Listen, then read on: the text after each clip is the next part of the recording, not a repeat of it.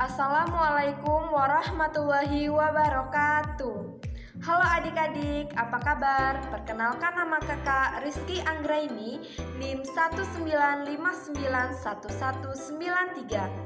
Kakak salah satu mahasiswi dari IAIN Curug. Di sini kakak akan memaparkan materi kelas 4 SD tema 3, yaitu peduli terhadap makhluk hidup. Di sini kakak akan memaparkan dua materi. Yang pertama, ilmu pengetahuan alam. Yang kedua, bahasa Indonesia. Langsung saja adik-adik, yang pertama kita akan membahas ilmu pengetahuan alam. Baik adik-adik, sebelum masuk ke materi, kakak akan menyampaikan tujuan dari pembelajaran berdasarkan materi yang akan kita bahas. Yang pertama, agar kita bisa mengetahui bagian tubuh hewan. Yang kedua, agar kita bisa mengetahui bagian tubuh hewan beserta fungsinya. Nah, di sini yang akan kakak bahas pertama yaitu bagian tubuh hewan dan fungsinya. Bagian tubuh hewan ini ada 3.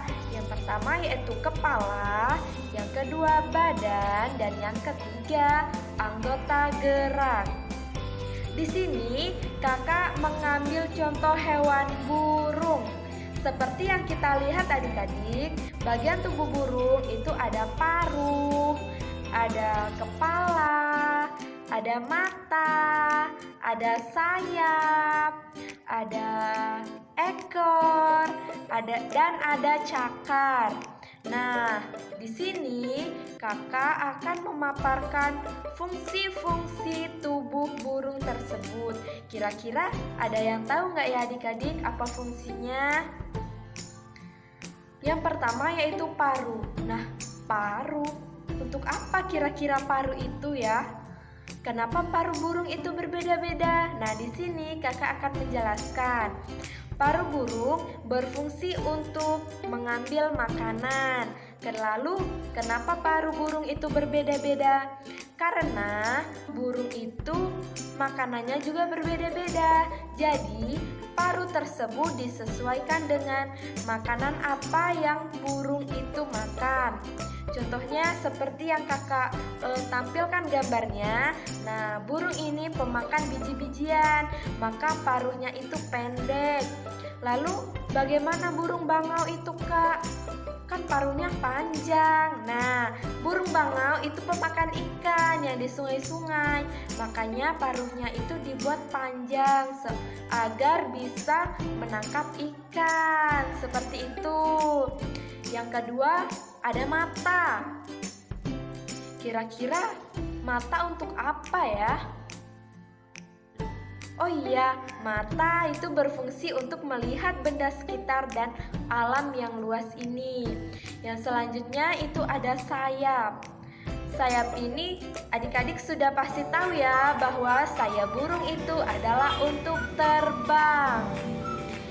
Yang selanjutnya itu ada ekor. Wah, kira-kira ada yang tahu nggak ya fungsi ekor hewan burung itu untuk apa? Nah adik-adik, fungsi ekor pada burung itu untuk menjaga keseimbangan pada saat burung terbang di udara, agar burung itu tidak jatuh, karena ekornya ini berfungsi untuk menjaga keseimbangan pada saat burung terbang. Yang selanjutnya itu ada cakar. Kira-kira cakar untuk apa ya? Apakah untuk mencakar-cakar? Ternyata bukan ya adik-adik. Cakar itu berfungsi untuk mencengkram mangsanya. Itu bagian tubuh hewan beserta fungsinya. Bisa difahami ya adik-adik? Yang selanjutnya itu penggolongan hewan berdasarkan habitatnya. Nah adik-adik, penggolongan hewan berdasarkan habitatnya itu ada 3. Kira-kira apa saja ya? Adik-adik ada yang tahu? Nah, yang pertama, hewan yang hidup di darat. Contohnya seperti apa kira-kira ya? Oh iya, contohnya seperti kucing. Nah, kucing ini salah satu hewan yang hidup di darat.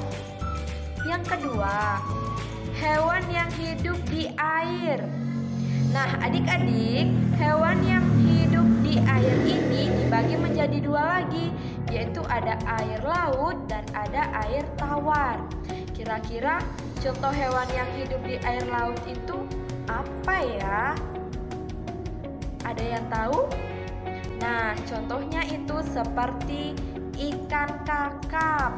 Nah, ikan kakap ini hidupnya di air laut. Atau contohnya seperti kuda laut.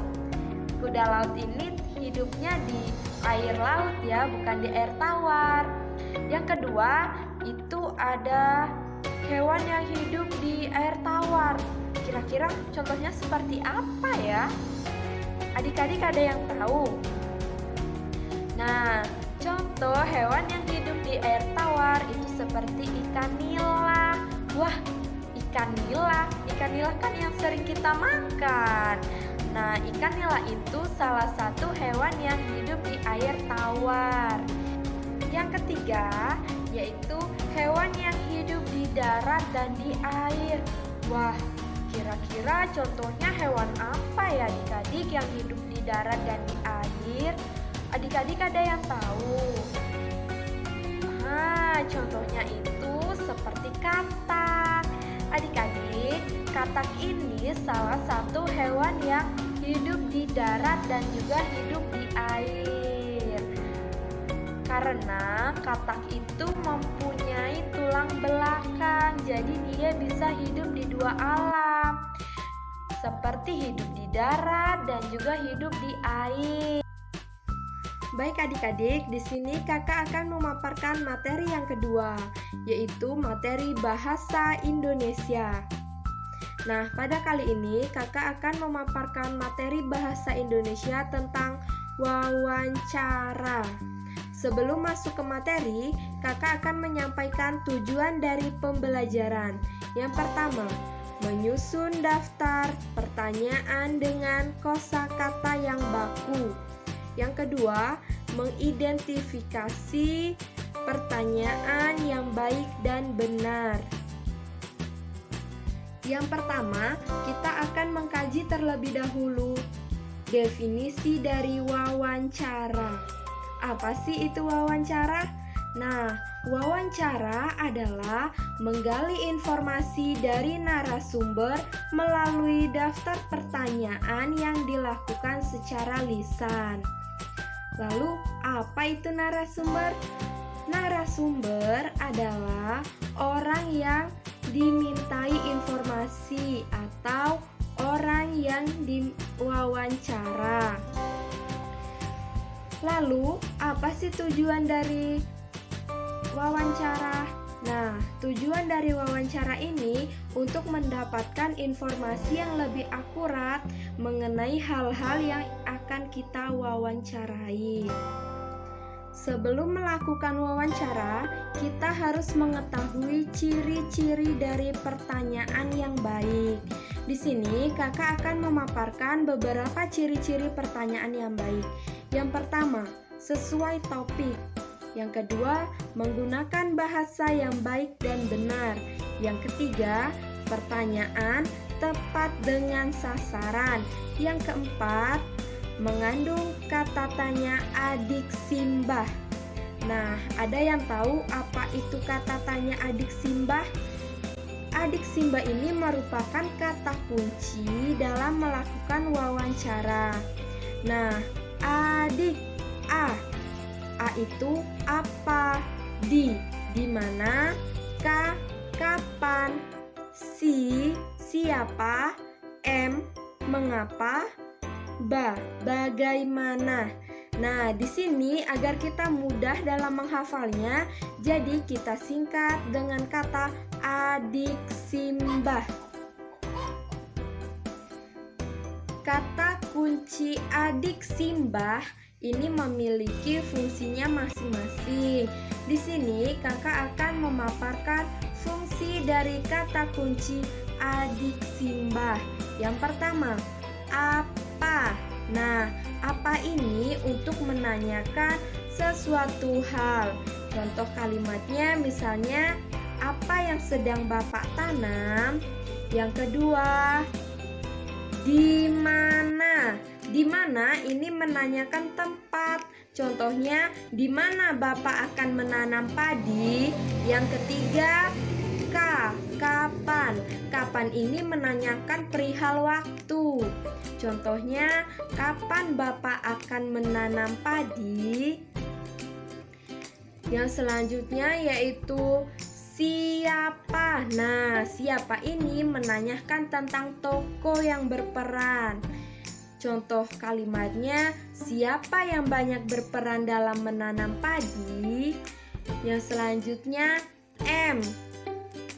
mengapa. Nah, contoh kalimatnya misalnya, mengapa padi ini banyak dimakan ulat? Yang selanjutnya yaitu bagaimana. Nah, bagaimana ini merupakan kata untuk menanyakan cara. Jadi, contoh kalimat dari kata bagaimana misalnya, bagaimana cara Bapak untuk melindungi padi dari serangan hama. Nah, itulah adik-adik fungsi dari kata kunci adik simbah. Jadi, kata kunci adik simbah itu memiliki fungsi masing-masing. Nah, yang selanjutnya menyusun pertanyaan dengan kalimat baku. Apa sih kalimat baku? Kalimat baku adalah kalimat yang menggunakan kata baku.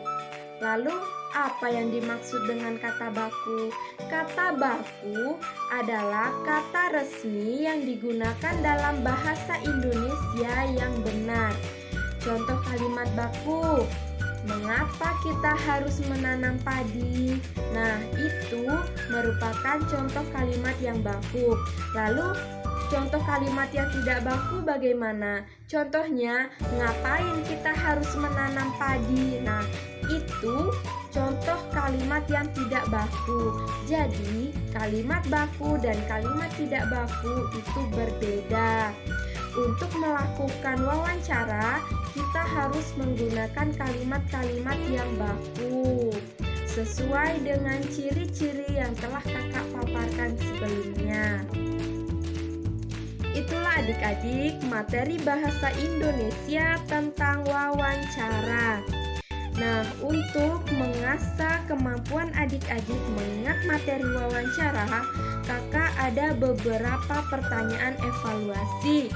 Yang pertama, jelaskan pengertian wawancara. Yang kedua, apa sih tujuan wawancara? Yang ketiga, sebutkan kata tanya yang digunakan dalam wawancara. Yang keempat, ubahlah kalimat berikut menjadi kalimat baku. Gimana cara merawat padi? Nah, itulah pertanyaan dari kakak mengenai wawancara. Silakan adik-adik kerjakan di rumah ya. Nah, adik-adik, itulah materi yang telah kakak paparkan di sini. Kakak akan mengulas kembali materi yang telah kakak jelaskan secara terperinci. Yang pertama, kakak akan mengulas materi tentang ilmu pengetahuan alam. Nah, kakak tadi telah menjelaskan bagian tubuh hewan beserta fungsinya. Nah, bagian tubuh hewan itu ada paru, ada mata, ada kepala, ada sayap, ada ekor, dan juga ada cakar. Nah, yang tentang bahasa Indonesia, kakak telah memaparkan materi tentang wawancara. Nah, wawancara ini adalah menggali informasi. Yang kedua, narasumber. Narasumber ini orang yang diwawancarai. Nah, tujuan dari wawancara yaitu untuk mendapatkan informasi yang lebih akurat. Nah, dalam wawancara itu ada kata kunci. Kata kuncinya adik simbah. Nah, itulah adik-adik materi yang dapat kakak jelaskan. Semoga adik-adik bisa memahami materinya dan juga bermanfaat untuk adik-adik.